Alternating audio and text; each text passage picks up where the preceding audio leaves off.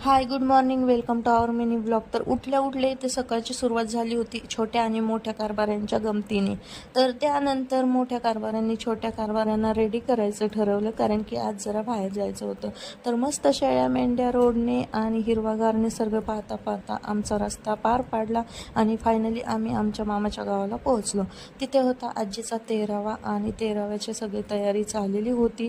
तर व्यवस्थित नैवेद्य वगैरे दाखवून सर्व 13वाचा कार्यक्रम पार पाडला आणि इथे बाबा आणि नातवाची मस्ती इथे चालू होती. त्यानंतर सगळ्यांचे जेवण झाले आणि जेवण झाल्यानंतर मामाने भाचा आणि भाचीसाठी मस्त असे अतरंगी सतरंगी फुगे आणून दिले. त्यानंतर अवधूतने बाबांचा मस्त असा निरोप घेतला आणि नंतर घरी यायला निघालो. तर येता येता तरवडाची फुले घेतली कारभाऱ्यांनी, जे की नवरात्रीमध्ये माळीला लागतात.